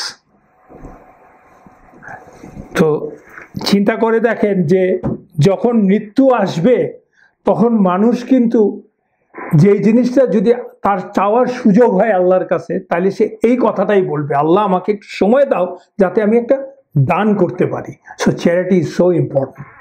We have to remember, doesn't matter how poor or how rich you are, you should do the charity. Of course, for the love of Allah, in the cause of Allah. আর এই খুতবা থেকে আরেকটা দেখতে পাচ্ছি, আল্লাহ is the, যেটা রাসূলুল্লাহ সাল্লাল্লাহু আলাইহি ওয়াসাল্লাম বলছেন, Allah is the ultimate guide, and path of tawhid is the right path, and successful are the ones whom Allah gave Islam. তাই বলছেন রাসূলুল্লাহ সাল্লাল্লাহু আলাইহি ওয়াসাল্লাম, because that's what Allah chose for a human being. আল্লাহ কোরআনের অন্যান্য আয়াতে বলেছেন, and love Allah with all sincerity, He will love you, and remember Him, remember Allah frequently, and that will soften your heart, or that will prevent your heart from being hard. And reminder of reality of life, জীবনের reality কি সেই রিমাইন্ডারটা দিচ্ছেন। Good কি সেগুলি? Good acts, good speeches, charity, and that brings good result, and threats and rewards, hopes and promises. These are the basics of the Islam. খুতবাটা এরকম মানে limited টাইমের মধ্যে, in 4-5 minutes খুতবা is done, very succinct in language and lucid in language, clear খুতবা। এবং অনেক মানুষই কিন্তু এই খুতবাতুল হাজা শুনে ইসলাম গ্রহণ করেছে। যেমন আমরা ওই মক্কার সময় পড়েছিলাম যে মধ্যে ইয়েমেন থেকে আসা সেই দামাদ আল আজদি, কি একজন হিলার, যাকে কিনা কুরাইশরা রাসূলুল্লাহ সাল্লাল্লাহু আলাইহি ওয়াসাল্লামের কাছে পাঠিয়ে দিল যে দেখো সে জিন ভূত তাড়িত, তাকে হিল করতে যাও। যে কিনা রাসূলুল্লাহ সাল্লাল্লাহু আলাইহি ওয়াসাল্লাম থেকে খুতবাতুল হাজা শুনে, ইন্নাল হামদুলিল্লাহ, সেই পুরা স্টেটমেন্টটা শুনে মুসলমান হয়ে গিয়েছিল। সো রাসূলুল্লাহ সাল্লাল্লাহু আলাইহি ওয়াসাল্লাম started building the masjid, Quba থেকে মদিনায় আসলো, এসে 5 দিন ব্যবধান, সেটা 5 দিনের ব্যবধানে উনি দুটো মসজিদ তৈরি করা শুরু করলেন, একটা কুবায়, একটা মদিনাতে। আবার যেখানে উনি জুমার নামাজ পড়েছেন সেখানে তার সাহাবার আরেকটা মসজিদ তৈরি করা শুরু করে দিল। এবং মসজিদের গুরুত্ব, মসজিদের প্রয়োজনীয়তা মানে কাজে প্রকাশ পাচ্ছে, যে আর বলার দরকার নেই, তবু আমরা বলবো, but it is so important. এবং তখন মদিনাতে কিন্তু প্রায় ডজনখানেক মসজিদ ছিল ইভেনচুয়ালি, বিকজ দূরত্ব আছে, অনেক ব্যাপার স্যাপার আছে, মানুষের এক জায়গা থেকে আগে যে নামাজ পড়া বয়স্ক লোকজন আছে, নারীরা আছেন, মহিলারা আছেন, তাদের যাওয়ার ব্যাপার আছে, সো ছিল। কিন্তু বলা হয় যে যতটুকু জানা যায় জুমার নামাজ কেবলমাত্র মসজিদে নববীতেই হতো। মসজিদে নববীর স্থানটা কিভাবে নির্ধারিত করা হয়েছে আমরা আগের ক্লাসে পড়েছি, সহিহ বুখারীতে আছে, যে যেখানে উটটা এসে থামলো সেখানে উনি ওনার মসজিদ তৈরি করেছেন। মসজিদে তৈরি করার সময় যে জায়গাটা ছিল, সেই জায়গাটা ছিল 2 অনাথ বালকের, একজন হচ্ছেন, তার নাম হচ্ছে সাহল রাদিয়াল্লাহু আনহু এবং সোহাইল রাদিয়াল্লাহু আনহু, দুজনই অনাথ।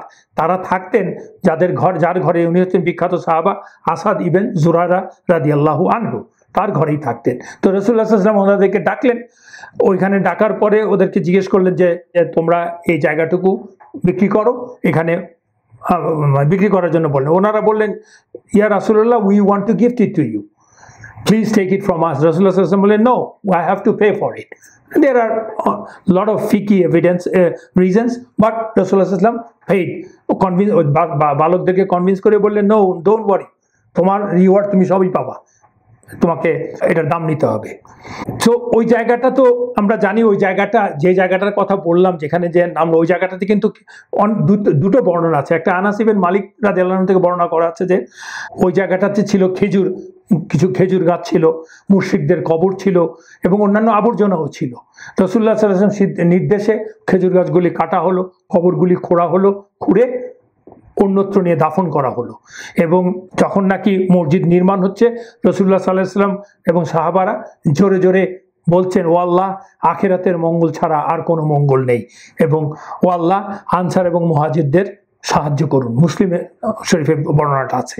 তো এখান থেকে দুটো ফিকি রেজাল্ট আছে। সেটা হচ্ছে, আমরা যেটা জানতে পারি সেটা হচ্ছে যে it is permissible to redig a grave, যদিও মুশরিকদেরই হোক, কিন্তু redig a grave and remove it to other places, you can do it with good reasons, not that এমনি ইচ্ছা করলো আর করে ফেললাম, তা না। যদি কোনো সত্যিকারের রিজন থাকে, যেমন মসজিদ বানানোর একটা রিজন ছিল, আবার যে কোনো মসজিদ বানালেই হবে না। Anyway, that's a different discussion, but it is possible, permissible, and also permissible to cut trees from the haram. আমরা জানি হারাম থেকে ট্রি কাটা যাবে না, কিন্তু এই যে এই রিজনে কাটা যাবে, and there are other reasons. তো আমরা পরবর্তী ক্লাসের জন্য আলোচনাটাকে রাখি, বাকিটুকু ইনশাআল্লাহ মসজিদের মূল কাজটা কেমন হয়েছে, তার স্ট্রাকচার কেমন হয়েছে, তা আমরা আলোচনা করব। সুবহানাকা আল্লাহুম্মা ওয়া বিহামদিকা আশহাদু আল্লা ইলাহা ইল্লা আনতা আস্তাগফিরুকা ওয়া আতুবু ইলাইক। আসসালামু আলাইকুম।